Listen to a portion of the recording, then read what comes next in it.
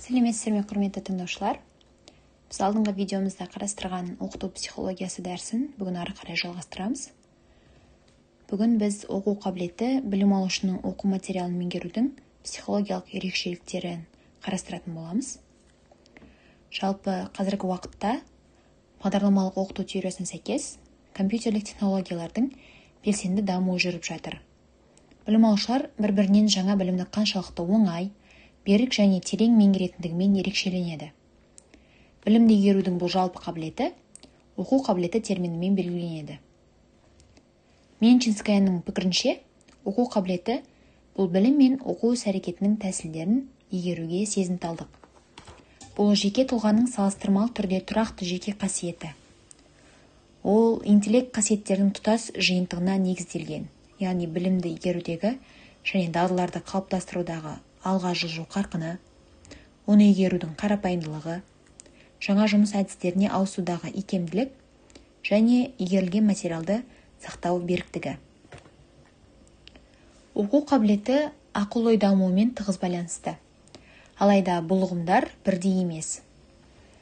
Ақыл-ой дамуы бұл адамның жас ерекшелігінің өзгеруіне және тәжірибесінің байытылуына байланысты ақыл-ой қызметінде болатын сапалық және сандық сипаттағы өзгерістер жиынтығы. Әрине, жоғары оқу қабілеті анағұрлым қарқынды ақыл-ой дамуына ықпал етеді. Алайда жоғары ақыл-ой дамуымен төмен оқу қабілеті біріктірілуі мүмкін. Бұл табандылықпен өтеледі. Оқу үлгерімімен байланысты, сонымен бірге олардың деңгейлері көбіне сәйкес келмейді. Оқу үлгерімі бұл білім алушының оқу жетістіктерін балмен бағалау. Егер білім алушы оқу бағдарламасында қарастырылған білімді белгілі бір уақыт ішінде игере алмаса, ол үлгермегендер санатына жатады. Осыған орай Гильбухтың көзқарасы бойынша үлгермеушіліктің келесі себептерін анықтауға болады. Яғни 3 түрлі себебі бар. Біріншісі педагогикалық. Ол білім алушылардың өзіндік мінез-құлқынан туындаған, педагогтар мен ата-аналардың мінез-құлқымен байланысты. Келесісі нейрофизиологиялық.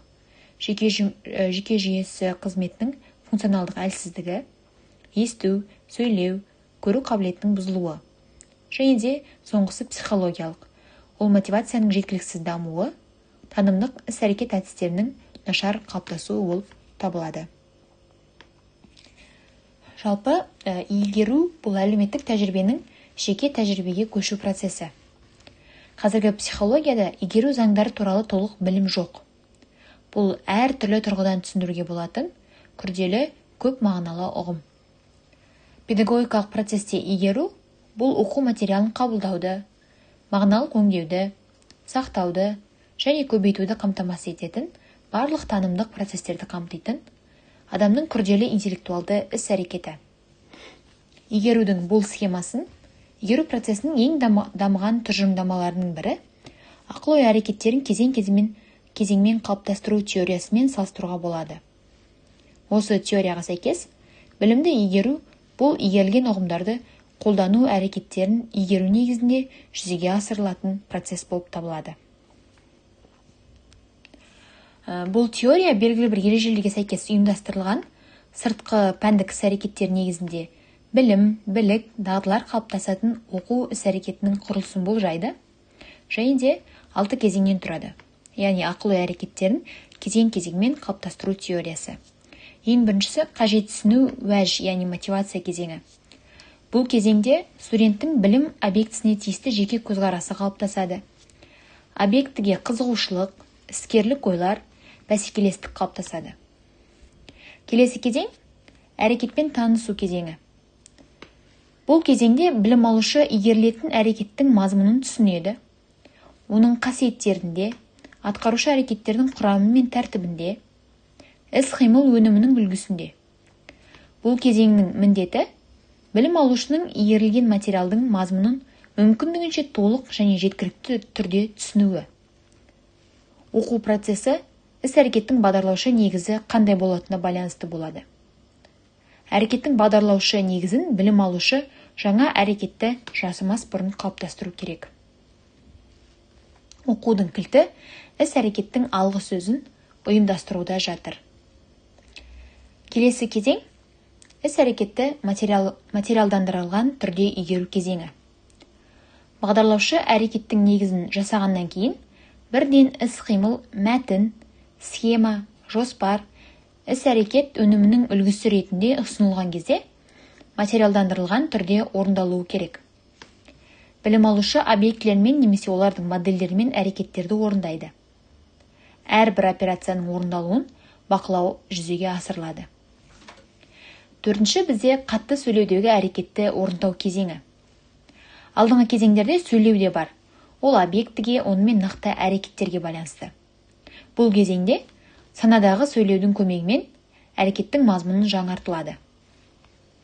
Бесіншісі, ол өзіне сөйлеуіндегі әрекеттерді орындау кезеңі. Дауыстап сөйлеу әрекеттері ішкі сөйлеуге айналады. Яғни білім алушы әрекеттің барлық негізгі компоненттерін үнсіз айтады. Және де соңғы кезең әрекетті ақыл-ой түрінде орындау кезеңі. Мәселені шешу процесі ішкі сөйлеу түрінде жүреді. Ол автоматты түрде орындалады. Нәтижесінде әрекет ішкі жоспарға өтеді және сыртқы қолдауды қажет етпейді. Осы тұста әрекетті бағдарлаудың бізде 3 түрі бар. Ол нұсқаулықсыз, нұсқаулықпен және үлгімен. Ендігі слайдта біз теорияның күшті және де әлсіз жақтарын көре аламыз. Күшті жақтарды айта кететін болсақ, ол іс-әрекеттің үлгілі орындалуын көрсету арқылы дағдылар мен іскерліктерді қалыптастыру уақыты қысқарады.